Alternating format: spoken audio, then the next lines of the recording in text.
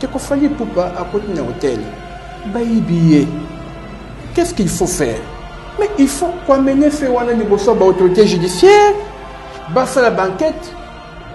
Tant que la banquette. Bako récupérer ba hauteur. Bako sanctionner ba hauteur. Wana basali bongo. Ensuite plainte. Il faut porter plainte. Il faut passer l'enquête.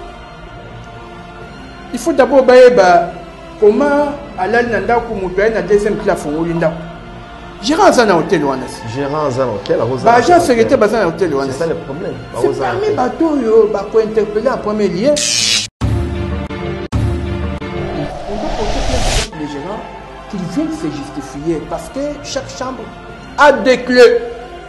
Où il y a des mecs dans Moko, on suppose que Moko est dépanné. Maintenant il y a un fonds les chambres. Comprendre? Et au col hôtel, après à cause de là, civilement responsable. De l'eau, monseigneur, de l'eau comme cardinal, au commis bongo pour la Kenya, au commis cardinal pour les Congolais nyonso, en Afrique en général, particulièrement les Congolais. À sa cardinal, il y a des hommes de terre, à Bomi Sabaté, il y a la tendance politique, parce que Balobaka.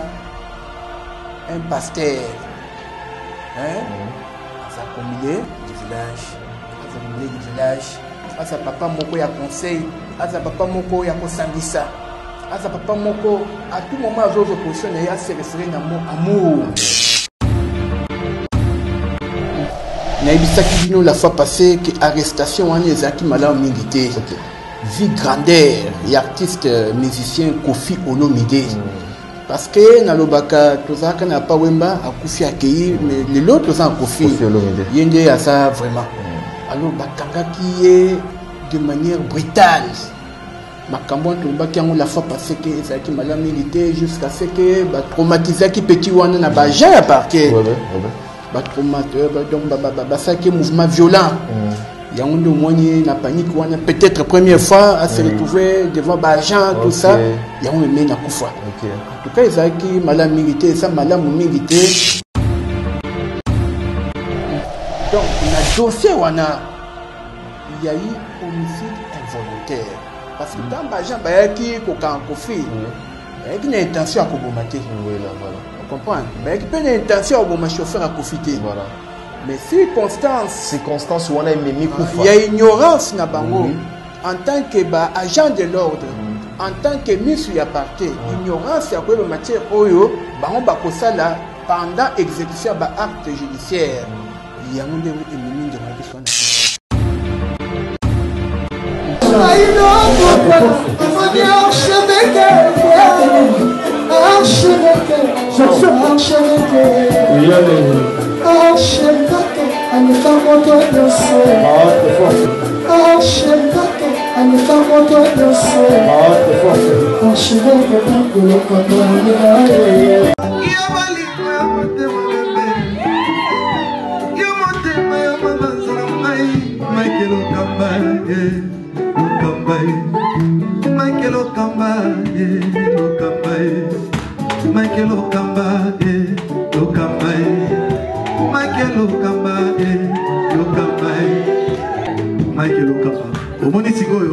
L'artiste, c'est l'improvisation. La honoré dans l'émission. Africa Elengi TV, votre chaîne, l'incontournable, la star des chaînes.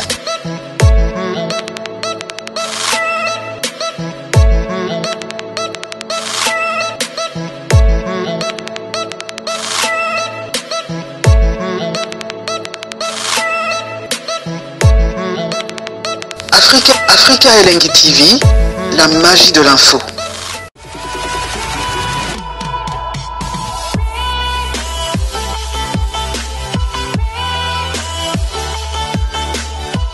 Et voilà, bonjour chers amis internautes, vous qui nous captez en ce net moment, vous qui nous suivez un peu partout à travers le monde, à travers les pays. Aimables fidèles internautes, restez scotchés, connectés en même temps sur www.Africa Elengi TV, n'est-ce pas? Nous sommes plus précisément dans la ville province de Kinshasa, où est située la capitale. Comme vous le savez, cette émission a été toujours conçue par vous, une émission de chroniques musicales, une émission, n'est-ce pas, où il peut s'arrêter différentes actualités dans le domaine surtout. Donc nous sommes là pour recevoir non seulement les musiciens, nous sommes aussi pour recevoir des cadres, il y a des politiciens, de maîtres juristes et aussi pourquoi pas des pasteurs. En tout cas, ces plateaux, ils sont vraiment très ouverts na bandekuto balingi bakota contact na biso tokoyamba bino vraiment bozala le bienvenu. Le temps pour moi de dire un grand merci à toutes ces personnes qui nous suivent.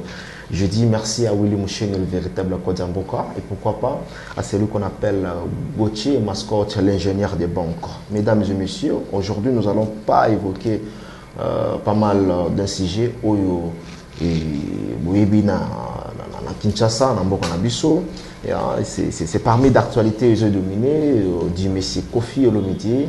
En même temps, pourquoi pas tout solo la makambo o Italie ya Mboka parce que Burbaka tozaona toujours le la makambo Mboka te, mais on est là toujours pour tout le paix makambo ya Mboka ndenge ils ont marché tout monde qui n'est-ce pas présence remarquable de notre président Félix Antoine Tshisekedi ou à Kendaki pour assister mon Mboka Fridolin à Ombo.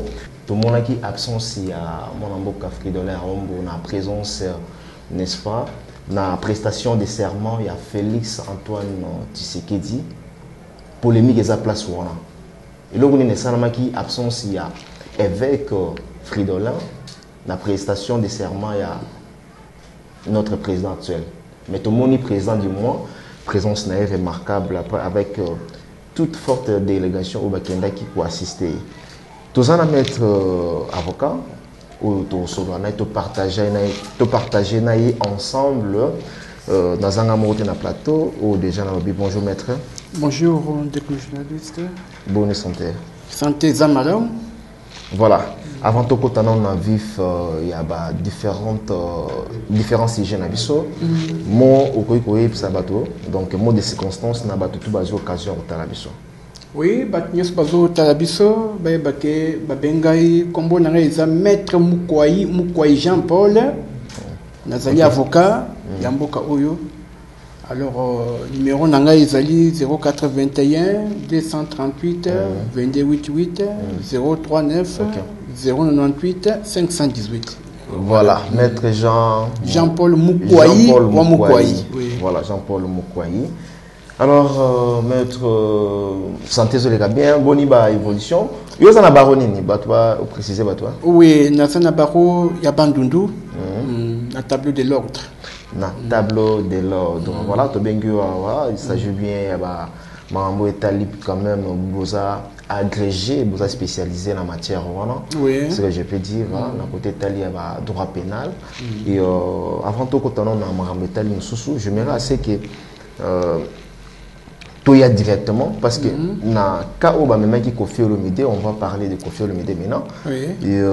Et créer mort d'homme le long de qu'on a biso que son âme repose en paix à outil kokufa on s'appelle parmi batu o ba telemela qui n'est-ce pas ba acte ya bongo kokanga une grande légende ya Mboka le lenge wana bakangela ki le lenge basalela ki yango vous savez parmi batu o kokondana ki et lelo memi kufa votre impression avant tout côté la question nango.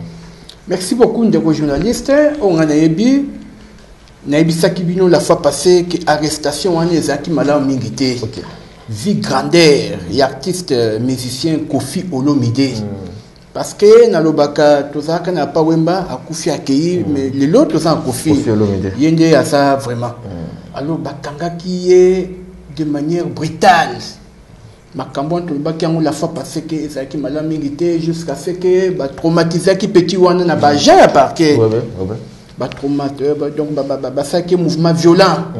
Il y a un de moigné na panique wana peut-être première fois à se retrouver devant ba agent tout ça il y a un même na kufa. En tout cas ezaki malam mingité ça malam mingité il a fallu que ba petit wana ou ba bengi ba agent ba APJ ba prendre bango. L'on va formation, il faut recyclage. Il faut passer sa bango matière oyo. Il y a que avant que exécuter ba acte judiciaire, il faut balanda lolenge loi na biso ezali koloba parce que makambu nyonso ya malamu loi na biso ezo prévoir yango ezo poser cas difficulté na bato oyo bazo exercer loi wana pour ba mettre en application oui. Donc makambu nyonso ya malamu oyo bomona kana mboka mosusu mwana kana bamboka ya poto ya Afrique par-ci par-là loi na biso e prévoir yango na ba test eza codifié. Mais le problème est à niveau de l'exécution. La faute doit revenir au l'État congolais. Parce qu'aujourd'hui, tu as vu que ça fait très mal. La famille va être très touchée, très choquée en même temps. Mais n'engue peut s'impliquer dans la faute d'abord l'État congolais. On doit condamner d'abord par la justice, notre justice congolaise. Bon, quand on a faute l'État congolais, c'est un peu dur. Parce que l'État a prévoir déjà Baptiste Naye, a codifié loi Naye, a payé on a battu. Donc, bon, Kolobake, tu sa responsabilité en l'État congolais. Non, non, il s'est dit parce que ça n'a magistrat. Ouais, ça qui peut instruire dossier wana. Et ça lui paye na baja au magistrat wana. A payé ça qui ba pièce de procédure. Pour bakende pour exécuter. Comprendre? Donc, dans le dossier, il y a eu homicide involontaire. Parce que dans le dossier, il y a une intention à kobomater. Oui, là, voilà. Vous comprenez? Il y a une intention à bomber chauffeur à profiter. Voilà. Mais circonstance, où on a mis il y a ignorance na bango. Oui. En tant que agent de l'ordre, en tant que ministre ya parquet, ignorance ya quoi matière oyo, on ba kosala pendant exécution ba acte judiciaire. Il y a un de mimi de na biso na kufa. Donc na dossier wana, tout ça na ba auteur. O ba ben. Na dans le dossier wana. Charge ça pas ya ba ou bien ba auteur baza banane. Merci. Censure, commission de censure ou le magistrat ou Atindaki élément qui est sur le terrain, je ne sais pas moi, ou encore pour la confier le midété parce que yende bayaki kokangaye. Voilà. Merci beaucoup. Question est ça, la bienvenue. Dans le dossier, on a des auteurs principaux. Ça, agent, il y a parquet au bayaki qui a exécuté la pièce de procédure. Il y a un mandat d'amener. Mais ce qui va examiner, ce qui peut magistrat, qui est impliqué, à cause d'un complice. Vous comprenez? Mais ce qui magistrat, c'est qui moral moko ya malamu te na bajan ke boke bo sala boye parce que fait ça boye. Wana magistrat pas ça complice. Na lo lenge wana ba ko instruire. Ndeko wana zaki ne bien. Abimi epane akepa patron pour azoye na mutuka bakeba makonda wande ba mesana. Mais tala un mouvement violent au basalaki na bajan donc est bouleversé. Peut-être c'est la première fois dès qu'on a ça l'a traumatisé. Yamunde et c'est la crise de Koufi mais qu'est-ce qu'on a me repose en paix. Donc je vous dis bien auteur principal Bali Bajan au Bayaki ko traumatisé jeune garçon qui fait pistolet d'un Kofi a confirmé. Et bon aussi c'est fait que magistrat Atindaki bango na lolenge bango basale la quitté. Donc il y a ça impliqué té. Ce qui balandeli ba moi que magistrat bato apesi banka pièce de procédure ba ya na Kofi ba ki osama ka mususu. Magistrat zé épargné. Mais ce qui est ça complicité magistrat. OK, so bo commissaire le terrain, bo sa boy a zappé loin il y a vérité té y a infraction. À cause de la paix poursuivi comme complice. Donc auteur principal et les complices. Il y a homicide involontaire. Voilà. Oui, éclaircir biso bien place où on a homicide involontaire pour te belé baé baramoté. Bon, tous attendent la kaya Koffi Olomidé bayo kanga ngai na chaîne nga ba côté biso. Nga a on azala msusu na ba maître, nazala msusu na bâtiment baza un peu brigand. Ba moni ba agent du parquet, tokomi ko bundana bango. Ko bundana bango o tu ko leka. il se fait que ngai par exemple na piqué crise en ce moment na ki hôpital et puis na koufi. Donc voilà to ko ya na homicide. Bon, au quoi na homicide involontaire. Pourquoi benga un homicide involontaire? Parce que carence ya volonté ouais, c'est-à-dire que nazo kende bisika tel na boma mutu tel. Soko le but que nazo kende bisika tel pour na boma mutu tel, cela veut dire que il y a meurtre ou assassinat. Donc homicide est comme volontaire. Volontaire, oui. Pour mettre assassinat au Kanaki. On comprend. Au Kanaki, au lobby que nazo kende koboma, on est comme maître. On comprend. Ah, mais ce qui oyaki na yo un objectif moko boye, ya kobomate, mais ya ko ridiculiser, mais louer. Au moins que volonté ezate. Volonté ezate, OK. Donc tango volonté ezate ya koboma, bakobenga homicide involontaire. Donc au kanaki angote. Mais comme on comprend la différence. Donc awa nazo commettre infraction avec la volonté. So différence ni na pour toi on a deux sortes d'homicide volontaire na involontaire. So homicide volontaire yango isa assassinat ils avaient mettre traité. Mutako ya na infraction ni ya homicide volontaire. Mutu asoko ya na infraction au babengi homicide involontaire. Volontaire. Et ça infraction commettre ango avec volonté. OK. Donc, intention de nuire, intention ezali, ezali ke ngana ko sala eloko tel, au méditant on akati, au concrétisant. Ça démonter un assassinat, non? Assassinat, c'est quoi différence? C'est ça koya, matière on est très abagiriste, guet-apens. Donc, préméditation. OK, préméditation. Kanaki voilà. Donc, préparer. Non, au préparer, au planifier. D'abord, aux intentions. Il y a quoi ça, ma belle? Au préméditango. Au lieu que Mouto n'a zélé plasté le quoi les cacaboyés. N'a zélé soka leki n'a battre. Wana déjà ils a assassinat. Vous comprenez? Si qu'on mettre yango eza par exemple oye bobandi ko bunda. Vous comprenez hein? Au lieu que nazo bomaye oye pesi place au bandi ko donc il n'y a pas eu la préméditation mais quand brusquement quand brusquement le but que nazo boma siko au quoi na mettre mais aux yeux d'abord au planifier au préméditer OK quelque part place au motoise de caca au vendre le but que soka leki le loa na kobomaye au quoi siko na assassinat donc préméditation ce que ezali te au ça na mettre ce qui préméditation ezali au quoi na assassinat OK voilà. Voilà, merci maître juriste. Oh, il a éclairci biso. Donc en tout cas, merci na éclaircissement na yo. Différence entre assassinat, maître, homicide volontaire et involontaire.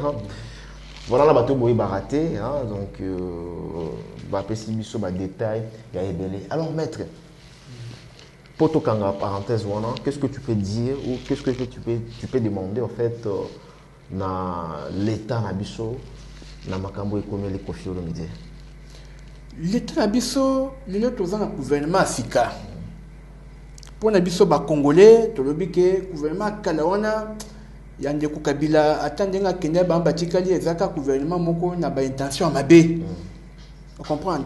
Gouvernement oye ya Afrika. Et ça en sorte que pas ça le remaniement judiciaire.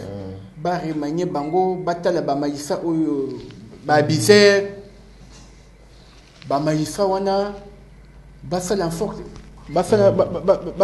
en sorte que ba pesa bango conseil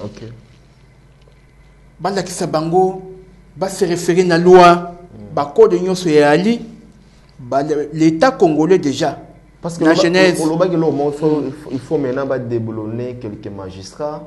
Au Sénégal, il y a des magistrats. Oui. On a des magistrats. Ok, merci beaucoup, Ndeko.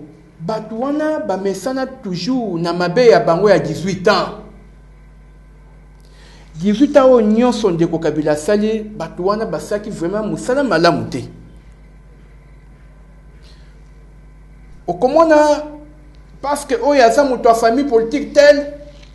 à commettre infraction au Benin, na Mikila Poto, en Afrique. Si on commet une infraction, il faut répondre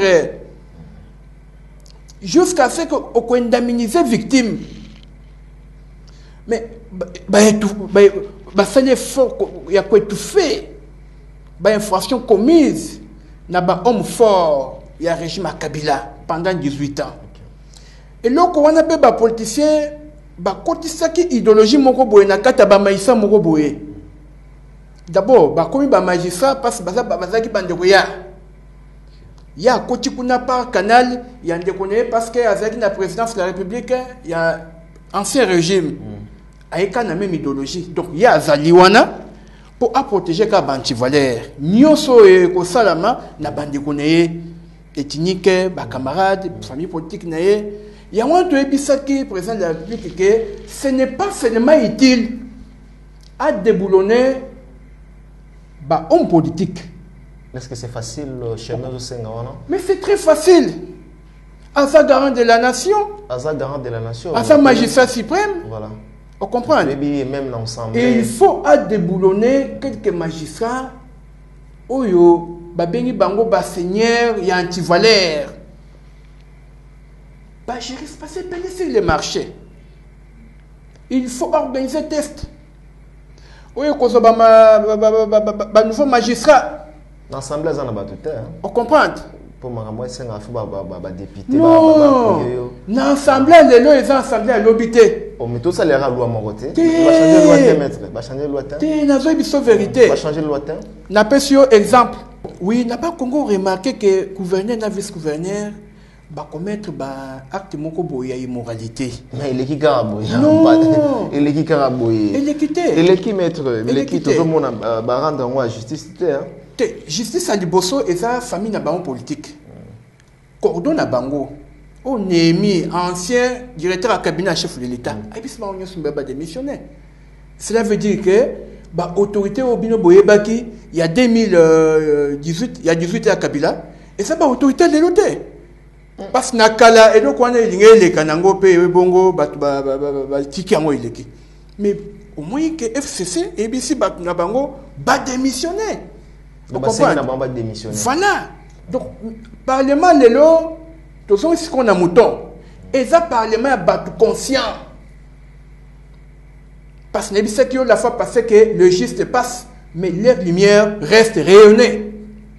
Parlement, les lots, c'est que il y en a un plus ces années, on a le peuple congolais. Vous comprenez? Conscience, c'est qu'on est au Sala. Le président Félix Tshisekedi a touché d'abord le domaine judiciaire, justice. Il y a un à déboulonner magistrat, il y a mauvaise intention. Il y a protecteur, il y a seigneur, il y a antivaleur. À ce qui se teste, il y a Sikabaya, il y a la philosophie, oyo et l'obéli. Principe généraux et état de droit. Comprendre. Dispute il faut ça. Dénoncer magistrat Morobo et un dossier Mosongo Pakala. Sanctionner à perdre de poste, Bazimoussous va remplacer. Voilà. Et comme ça, moins cher. Comprendre. Donc, président Félix Tshisekedi, je pense bel et bien, il va coller dans des bisous, il va couper ces informations par les médias. Et ça dit déboulonnage et ça dans le domaine nyos. Donc vous c'est un déboulonnage et ça dans le domaine nyos tout. Oui, domaine nyos tout. Il faut déboulonner. Le gouvernement, il est pénassé. Tozali na moment moko ya koeba mabe yangoyo. Loi n'a vu ce boy, tout ça malamu, tout respecter loi. C'est ça le moment.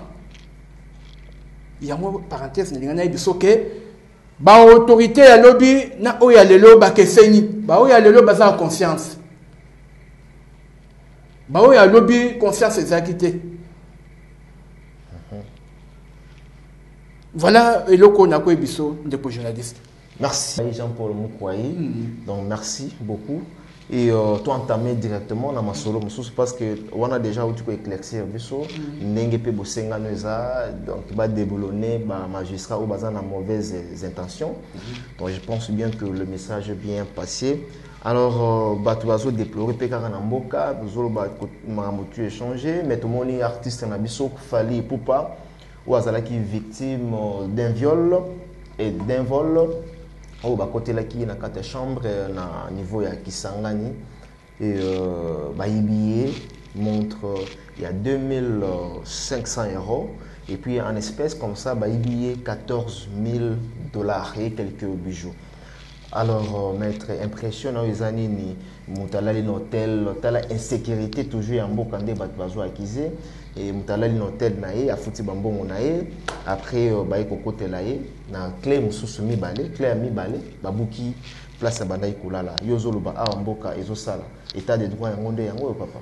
Merci beaucoup ndeko nanga journaliste na bibele bien que bato belé ba comprenaka état de droit té bato belé le baka état de droit mais baye bakango ezani été attends les États-Unis d'Amérique yo quand ici que baza parmi ba pays oyo état de droit est en application oui bien ça kate bayi bakape bakota bat na bandaku mais les grands problème est que enquête et ça la maka après ba commission ba infraction wana ba kangi ba hauteur batindi bango liboso ba autorité judiciaire ba condamner bango ba défavoriser bango ba décourager bango pour être à la prochaine occasion hein n'est-ce pas ba o batikali ba mo ndenge baninga bazali sanctionner ba salisu ba acte wana te de ko Fally Ipupa à côté d'un hôtel ba yibiye qu'est-ce qu'il faut faire mais il faut quoi mener fait wana liboso ba autorité judiciaire ba faire la banquette tant ba sa banquette bako récupérer ba hauteur bako sanctionner ba hauteur wana basali bongo selon la philosophie de la loi. Je fais comprendre très bien que na bamboka nyonso tout ya Afrique ba infraction ezalaka commise mais au niveau des sanctions pour protéger les bons citoyens ensuite plainte il faut apporter plainte il faut faire l'enquête il faut d'abord comment alal nanda ko mutoye na deuxième classe ngoli ndako gérant za na hôtel wana gérant za na hôtel ba agent sécurité ba za na hôtel wana c'est ça le problème c'est parmi bateau yo ba ko interpeller en premier lieu parce qu'il y a un hôtel il faut télé dans la sécurité ba boukité ba fongoli porte donc deuxième clé et fongoli porte place de quoi là qui pour souvent ba hôtel mingi comment na ba deuxième clé et ça quand la deux clés oui deux clés oui ba pesaka client clé moko ba batika na moko passe moko yoko ya musone ko servir tout à fait ba kolande gérant est-ce que maintenant là il faut maintenant l'artiste Salanini apporter plainte contre nani pour moyibi pe azomona naté il doit porter plainte contre qui? Merci beaucoup d'abord à reporter plainte contre gérant à hôtel aya ko ebisa autorité judiciaire client ya mibale elongé na mboko na ndenge et comme on a un civique un voleur un cambrioleur à fongola aïba mais peut-être que ça gérant on a na clé à fongola aïbi qu'il fallait ameli masanga héros aza kolala à fongola aïbi il fallait moment na va nous mettre concert na 2 heures oui alors nous livrer du concert azaki na merci beaucoup pleine scène oui avec en pleine scène oui donc chambre naé moi makambo wana mingi il faut que la kisaka baningo ba travailler ba hôtel il faut ba recyclage moboé avant ouais na hôtel au bande ko travailler il a fallu quand même ba peso une notion de base et c'était que ba le côté parce que zande ko ya ko l'hôtel au bande ko travailler na mitan wana chambre wana et ça na responsabilité ya gérant donc gérant donc on suppose que ndeko na biso Fally Ipupa abimaki na clé moko oui akenango kobeta concert clé ami balé tikalaka et ça qui pas gérant mais maître nous sommes sans ignorer que les lois na Congo ba comment ko salisa ba clé mususu ba benga ngo ba clé passe partout et comment on a Kinshasa maître hôtel clé passe partout ezali hôtel il faut faire en sorte que sécurité ezala na kati hôtel Comment mutu soit robima kuna c'est na porte barrière ezali ba agent de sécurité ba zawana et ça grand hôtel je pense na moyen façon tu ba fali pour ba les beach ba ils parmi ba hôtel na biso ya minene voilà grand hôtel oui kuna ba agent de sécurité ba ali na moto atali ba chambre ba clé bani wana ezali gérant d'azaka na ba clé nyonso ya ba chambre d'hôtel. Je fais comprendre. Très très bien, maître. En tout cas, ce que j'ai dit que nanda kwa mutoro foot c'est autre chose, mais dans hôtel, tant que mon client a ça n'a été, c'est-à-dire que gérant a ça obligé, il y a qu'à veiller, il y a qu'à contrôler la chambre où s'occuper, à son matazo qui t'a contrôler. Vous comprenez? Mais en cas de perte. En cas de perte, d'abord c'est le gérant. Qu'est-ce qu'il faut faire? D'abord, on doit porter plainte contre les gérants. Donc, on doit porter plainte contre les gérants de cet hôtel. Oui, on doit porter plainte contre les gérants qu'ils viennent se justifier parce que chaque chambre a des clés. Oh, il y a des mecs dans Moko, on suppose que Moko est dépanné. Maintenant, il y a un les chambres. Vous comprenez? Et au hôtel, à quoi là, civilement responsable. Parce que Baïbi, la carte hôtel, Colo hôtel, donc il est pas partager charge auto, il est azali civilement responsable, mais pénalement responsable pour le moment, bah poursuivre. Ok. Gérant. Pénalement responsable, tout le monde est gérant. Oui, gérant, oui. Civilement responsable pour l'hôtel. Oui. Voilà. Donc voilà, on est comme une banque, ça se trouve artiste surtout, hein.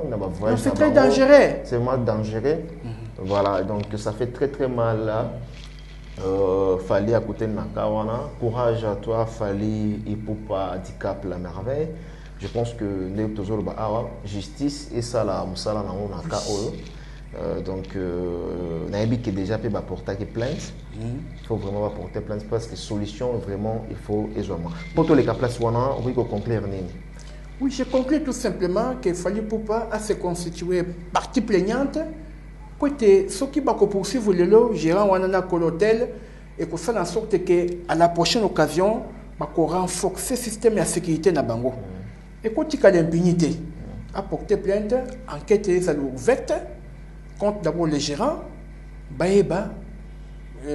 pour déterminer responsabilité, il y a mon union sur l'hôtel, na gérant. Voilà. Voilà, merci beaucoup. Je pense que vous avez tout compris. Hein? Donc, nous sommes avec le maître juriste Jean-Paul Moukouaï. Il a précisé petit à petit la suggestion, la préoccupation en même temps. Je dis merci comme ça à le véritable, l'unique celle qu'on appelle Willy Moucheni, le véritable code Yamboka Nabisoya Willy Moucheni, là où tu es, là où tu nous suis. Je te salue et pourquoi pas Big, total respect. Voilà, total respect, n'est-ce pas? C'est lui qu'on appelle Boston Gama, Motomoko bien, il y a Boston Gama. Papi Boza Monzali, n'a pas si bien beauté des prix Afrique du Sud. Et sans oublier encore on a Gauthier, mascotte Motomoko bien. Alors, tout solo là, il y a Cardinal Frédolin. Hein, Fridolin, donc tout le monde qui est présent, il y a Félix Tilombo Tshisekedi, impressionnant par rapport à ça. Merci de co-journaliste. Oui, puis, tant que président de la République Kazaki, à Bruxelles, Batuna Kaye, Mutuna Moko, et pas un journaliste, mon Alinga Kaizanini. Président répondait à qui? Mon Alinga Kaizamour. Mais, n'a fait rappeler que des journalistes, tant que président de la République a prêté serment. Absence évêque, oui. Oui. Batunake évêque a répondu que invitation et sa convocation. Des journalistes, n'a dit que le sommet de l'État, tout ça, n'a moko ya moté malin mingi. Ce qui a changé un jour, et ça qu'a peuple. Batunde va changer. Comprendre. Je pense bel et bien que le chef de l'État a se référé à mon nez, où il y a l'Igagamakas, à Bégangamouamonik, où il y a titre cardinal. À ça, moi, Namboka Nangaï. n'a qu'un de participer. Et sa signification, mon comme makasi et loko wana. Oui, le biquet, à ça pour nous montouter. Montignon soit après.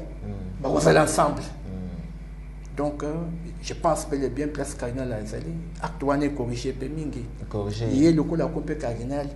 Adinga kapé mon moko. On dit qu'on a besoin de bac à Bruxelles, mon amboka, président de la République. Amour. Azana Bolingoana et pour ça manger.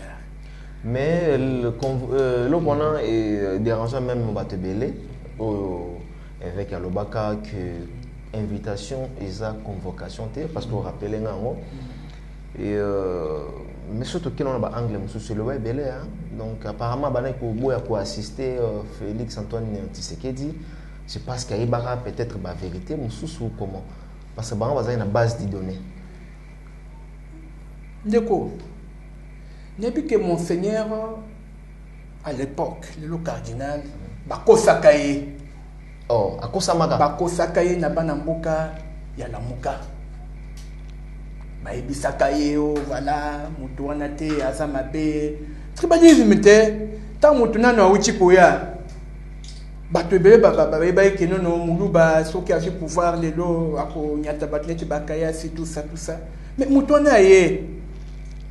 Na moment où il y a fallu mouquet, tribalisme, ça t'est ma camonio surtout malembe, bako finga kaya zo qui pétait.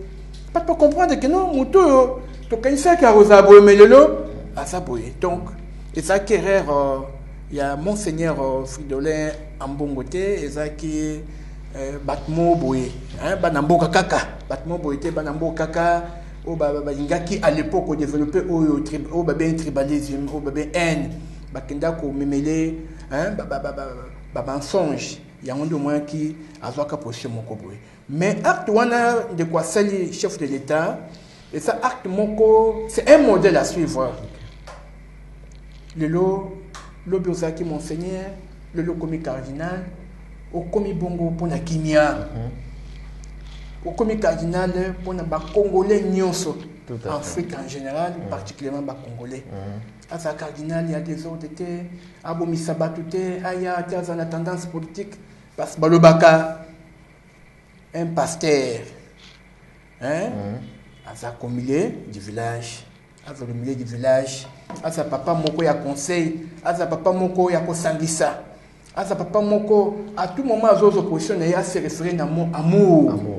Amour et ça mon congolais nyo surtout fois na na motema en tout cas na po wana papa cardinal na remercier mingi ndenge ba élevé na pape mais azala au milieu du village asa muto tendance azala au milieu du village mais apparemment ndenge batwazo loba pouvoir ya mwana mboka o azui Félix Tshilombo bate belé bazo contester yango bate belé tout le monde ba combattant et belé même en Europe et pourquoi pas ici bazo combattre bazo boya yango est-ce que voir au ba combattant bazo boya ils ont raison bango ba lobi que pouvoir où ils ont la continuité pouvoir où ils qui a Kabila ils ont encore la continuité ya mwana mboka Félix Antoine Tshisekedi tu peux dire quoi par rapport à ça? Non des journalistes makambwana ils ont makambo moko bato batangi mingi classe tende parce qu'on comprend théorie wana mboka oya Congo eza ya mutu te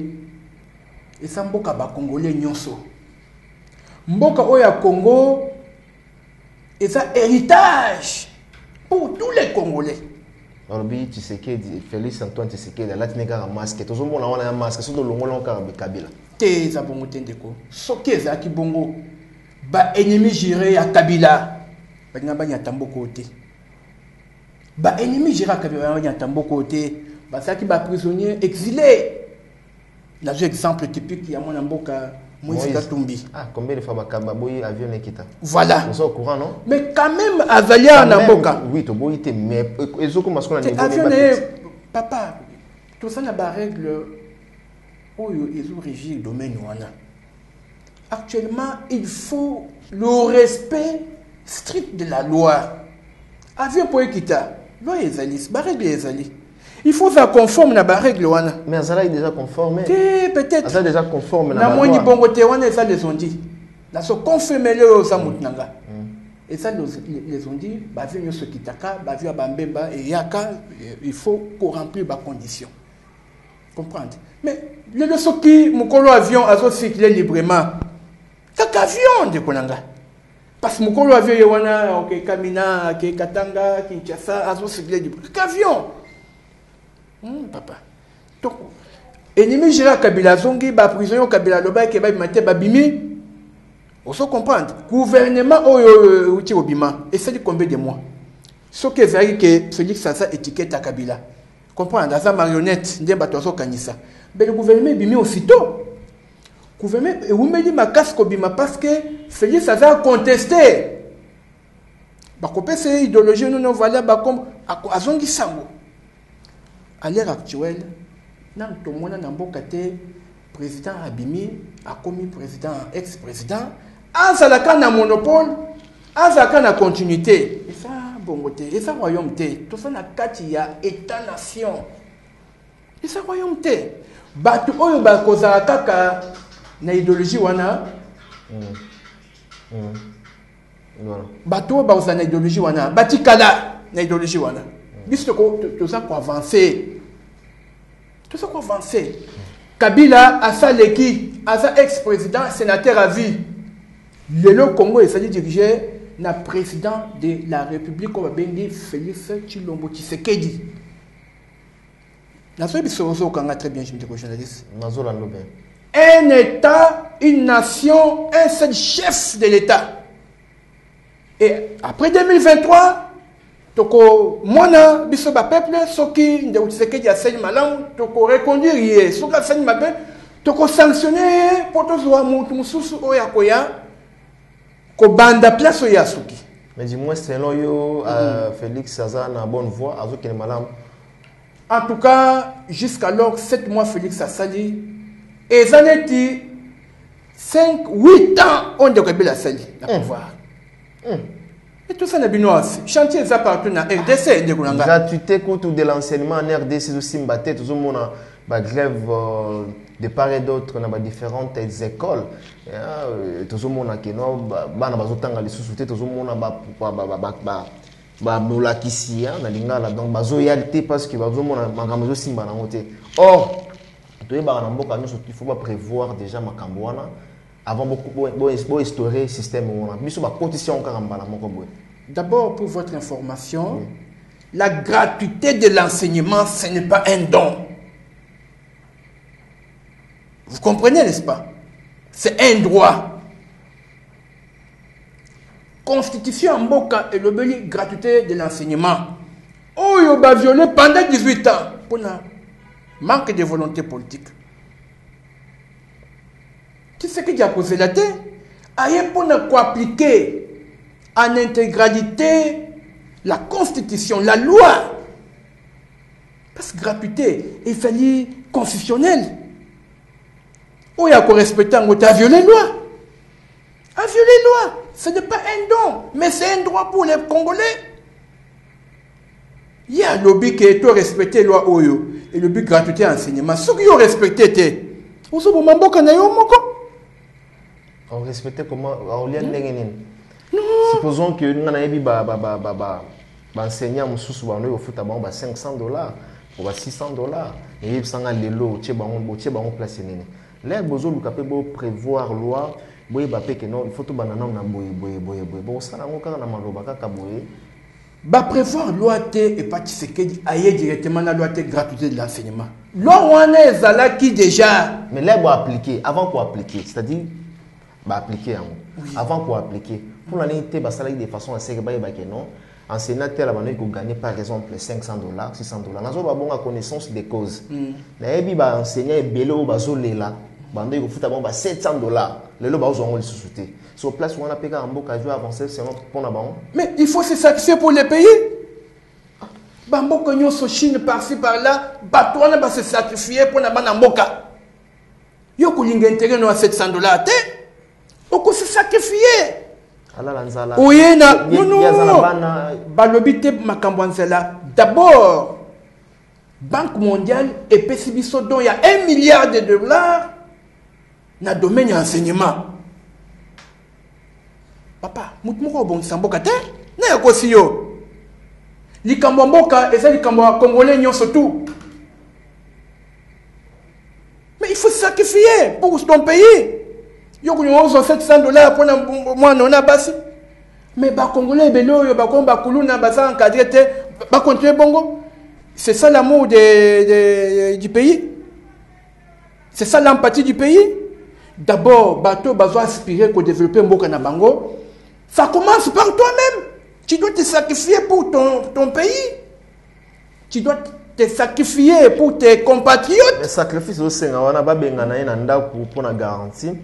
La garantie ça 10 mois, on a signalé bateau. Mais n'importe ni yo mona. La garantie ça 10 mois, ba besoin na pour na. Des journalistes bisotoza. On a sacrifice aussi ngwana. Na lobby. Parce que là ba sacrifice aussi ça peut na ba conséquences nango, ça peut na ba inconvénients nango. Donc voilà, ndakule ba besoin ni to suka wa. Des journalistes. Il faut tous la ma camion sur la sur le même pied d'égalité. Comment enseignant Oyo Songolo Pakala a gagné $700 ou a gagné 5000 francs? Et c'est discrimination. Il y a longtemps Félix Aye a un coach batunion surtout sur le même pied d'égalité. Ou il y a 5000 francs, on a bah coach peut moi 300 000 ndenge makambongo et kende 300 000 à chacun. C'est ça. C'est ça la théorie d'égalité d'âme. Bah, âme nyonso est égal. 300 000 équivalent en dollars, c'est une affaire de $150. Non, ça c'est $180. Non? Oui.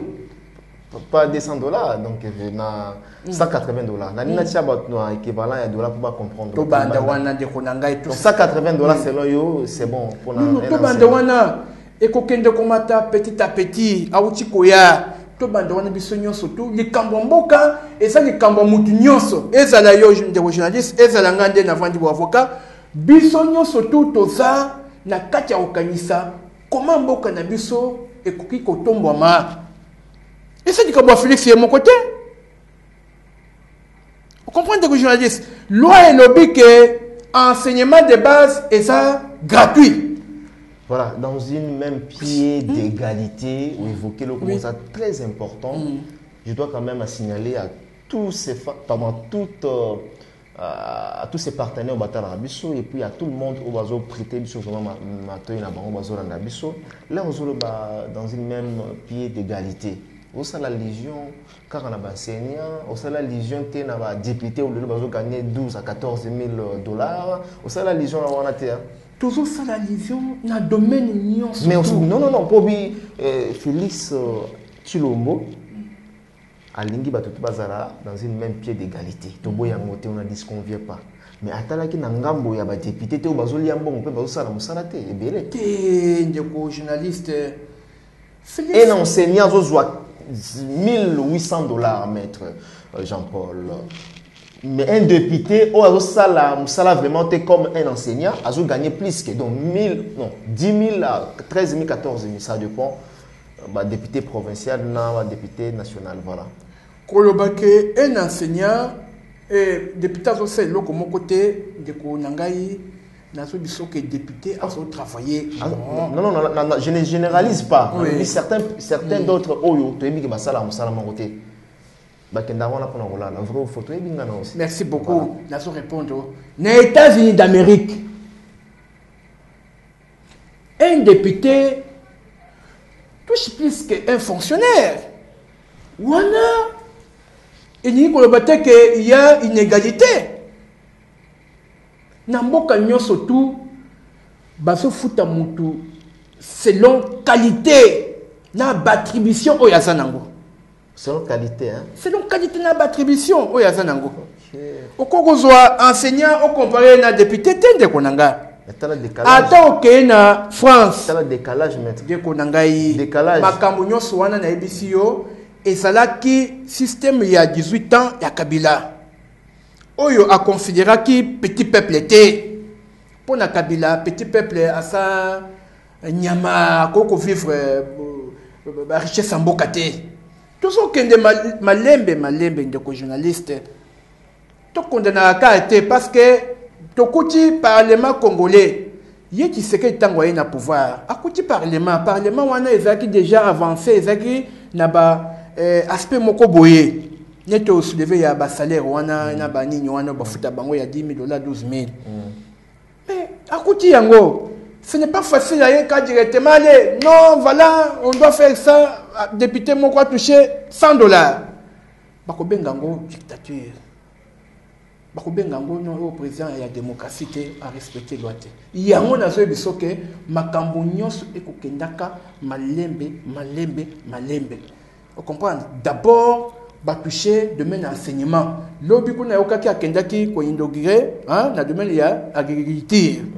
Comprendre makambo nyonso surtout pas kendaka lombango te soit que lombango tozo risquer ba crise politique kota parce que ba mekaka ko yebisa ba député wana na depuis ya mandat ya chef de l'état que si y a moyen ba longola bambongo baboyaka bango nyonso to sikoyo tamba baboyi chef de l'état s'imposer ka directement tebo et ko koma taka ke gouvernement et ça y a coalition.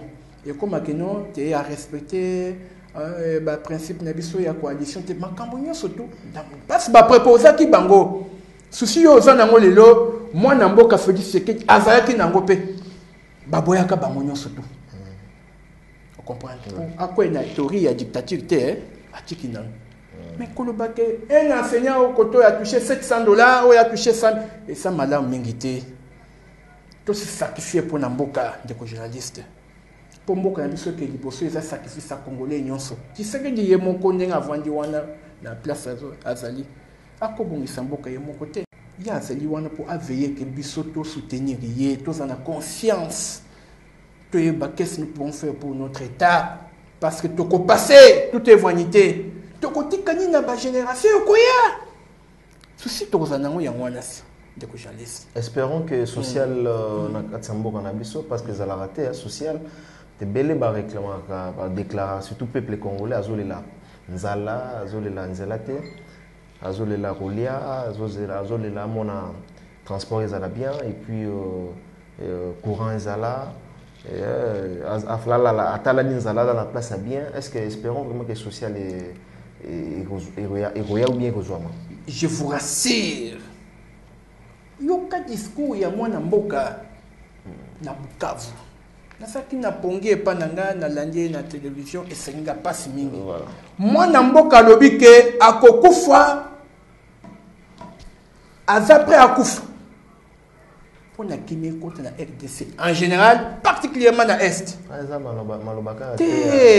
mtaza après akufa na lobi ha yoka ndeko journaliste toujours pas chef d'état hein oyo aza na kiti na bien pour na complaisance c'était vous comprenez na zaka na cabinet politique na été vous comprenez très bien à ça un messie congolais moi na mboka Félix Sekedi après mandat na ye to kosenga zonga lisusu toza non na mboko maître non tu en a convaincre biso asa no makambo oyo ya lobaki il faut ça là et c'est réalisé nous allons laisser là batwatika ko defa mapa lelo mutakoma ko defa lipa 100 francs maman mapa ye akangenda ku akimi mambo soni mambo ya mikemi non faut basilisa ngo avant que deuxième mandat na ya mais là aux autres ba besoin moi que ils ont enflammé petit peuple ou bazo souffrir actuellement n'a sans répondre et le comment compte des journalistes peuple a souffert pendant 18 ans il y a pas si makambo ya mabe basali pendant 18 ans et aussi là dans cette moitié de journalistes ils ont 50 ans sur les 50 ans pourquoi ils ont ba que non pour voter dans deuxième mandat déjà papa oyo jeune le nouveau président a sali papa wana a sali déjà Kabila salango dans 7 ans 8 ans 9 ans 10 ans tout ça qu'il y a une modernisation ya Kabila tout le monde a boulevard Lumumba na boulevard 30 juin mais ce côté na bayolo aujourd'hui c'est là à université oui que rompengaba catastrophique aujourd'hui c'est là où longwa rompengaba qui est une tendance catastrophique aussi bypass catastrophique yo boy na ba province na ba pont tout basala donc boy na yo parce que modernisation tout le monde en même tout le monde a un basala ba ebele dans la province ba route et katana bonga de l'eau nous allons comment bien aujourd'hui il y a quand même mon amboka na kombo ya Joseph Kabila Mambasala pour la modernisation aujourd'hui na boyango avec dernière énergie de Kabila a aidé ba Congolais ba ça le côté tout bon kolobaka ça le côté c'est dur mais oyo akoka ko sala par rapport ya ba année oyo ya sena kata pouvoir asali yango te vous comprenez oyo ya tikeli biso atiki héritage ya nzala atiki héritage ya chômage atiki héritage ya assassinat atiki héritage ya maître atiki héritage ya pauvreté donc na moni héritage au Kabila tikeli biso te vous comprenez totika mwana mboka Tshisekedi oyo azali na idée doux azana ba donc pas penser douce totika ye temps à travailler à kokende molo toza na yawa commanda talelo ba emploi koya tokoyeba pe pourcentage ya chômage na mboko ya biso ba emploi oya oyo kaka banani ba indie bazopesaka bato awa 2500 francs congolais la valeur il y a pas même $2 par jour hein? Donc ba emploi de yango na mettre zoloba. Merci beaucoup. Au moins ba voyage nous présent à travers le monde là dans Facebook. À côté en contact na ba multimilliardaire ya monde entier. A sengi bango baya ko installer ba société ba établissement na Congo. Tant besoin na Congo pour ba installer. Banya ba travailler, banya baza ba bénéficiaire. Tetoza bénéficiaire ceux qui est salami et puis ba appliquer marambo wana. Otomona pe mona mboka Joseph Kabila abima bima yepe ayela biso kaka donc ba roya na boy tilelo ko bisamate voire même yo zo sala déjà critique pour na mona mboka Joseph Kabila na makamutu ya sali. Voilà, na monte aussi na biso. Merci beaucoup. Mot de la fin na yo, na yebi que émission eza mbala bosote mbala sukate ozanda kuna yo. Pour évoquer les sources ba CG mususu soki motuna ya batu ya peuple ba sengi ozanga te ya koleka awa. Mot de la fin pour aujourd'hui. Mot de la fin nazobisa ba congolais surtout ya monde entier. Oya kachamboka, oya bazali banda mboka que état de droit ezoya na malili makasi. Donc état de droit est installé siko na Congo. Ozalaka victime ya lopango no babotola. Ozalaka victime ba viola mwana na yo et pas autorité songolo pakala. Lelo moment yango yo yaka benga biso numéro wana. Oza projet ko sala lo mo bona kati ya Congo. Oyo yaka po sala ba escoka yo ba mi document ebele zangatina. Yaka lelo ko investir na kata mboka na ya yo ya ko investir na mboka chômage est diminué ko vendre kana potote boya na mboka ba usani ba ko investir na mboka na bango ba créer ba société ba créer ba établissement maître oui mboka oya ba taxe belé oyebi ba système ba ndeko na biso ba ondai ko na mituka na bango bakata bango système wana à l'époque il y a mona mboka matata mponi si je me trompe pas. Et lelo nini port ya matadi ya boma ikufa à cause ya makambo wana et là ozo benga bango ba ko investir a ozo mona te que ozo tia bango lisusu ozo me ba na kufa na liwa. Il y a une différence entre Kabila na Tshisekedi. Différence c'est ça suivi na contrôle. Tshisekedi na suivi na contrôle.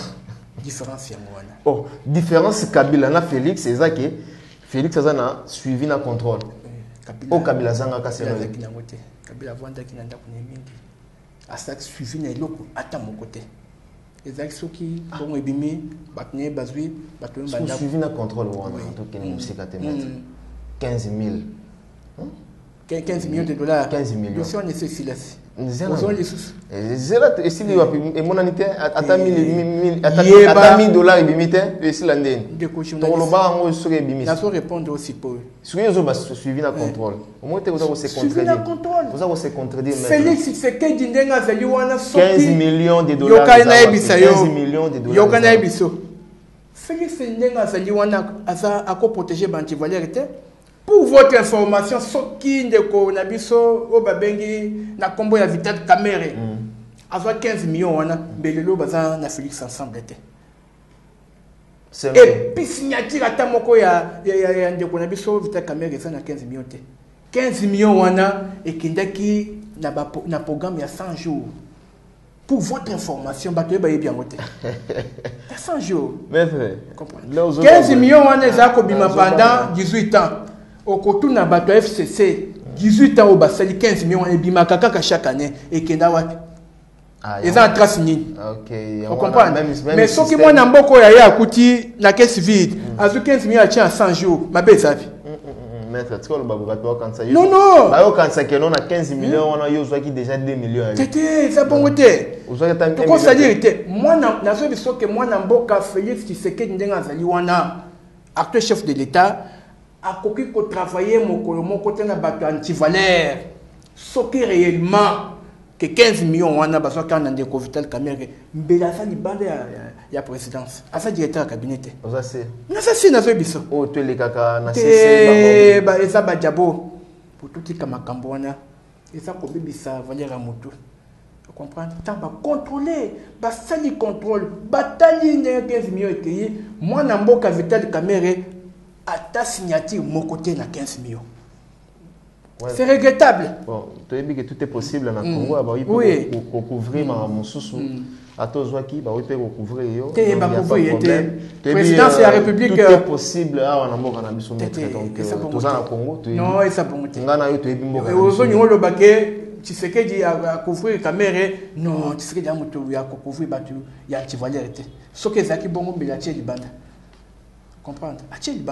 Voilà, pour réagir par rapport à l'émission, beaucoup via YouTube, vous en avez vraiment, il y a et puis la question tous un côté na mettre routine de la biso yango to yambaye prochainement na émission mususu na numéro il y a sika mettre, c'était vraiment un grand plaisir il y a yambaye lisusu et puis on répéter kaka numéro na yo rapidement.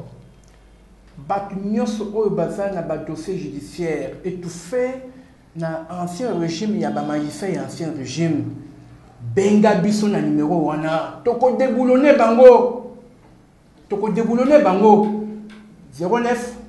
99 098 518 081 238 22 88 boya boben na numéro wana to déboulonner ba anti-valeur. Voilà le mot de la fin. On a pris sabat. On a ensemble, tout l'ingamboko na biso, tout se sacrifier pour Namboka. Merci beaucoup. Merci, notre juriste Jean-Paul Mokwayi, donc qui était les nôtres dans cette émission de la Africa Elengi TV. Je pense que vous avez tout compris du début jusqu'à la fin, notre entretien avec le maître juriste. Et quant à moi, d'ailleurs, je dis merci à toutes ces personnes qui nous ont suivis, qui nous ont regardés attentivement dans cette émission. Je dis merci à Peggy Bokele derrière la caméra, à la prise de vie, et pourquoi pas de penser comme ça, la merveille Mampouya du côté du montage. Je dis encore merci. Surtout vraiment va soutenir Arabiso, à partenaire à Africa Elengi TV. C'est par ici que nous bouclons cet entretien. On se retrouve demain ou après-demain pour un nouveau numéro. Play.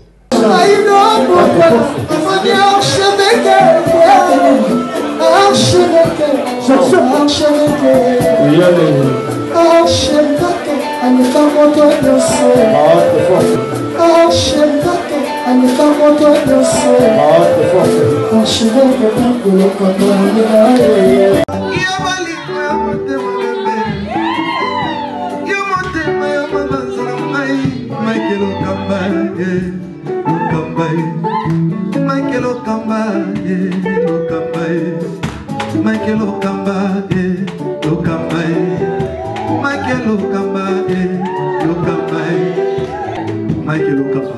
Au Monitigoyo, l'artiste c'est l'improvisation. Na honoré dans l'émission.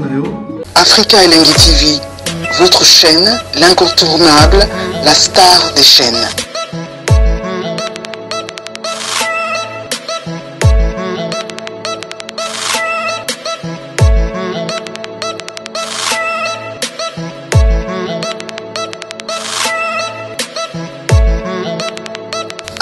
Africa Elengi TV, la magie de l'info.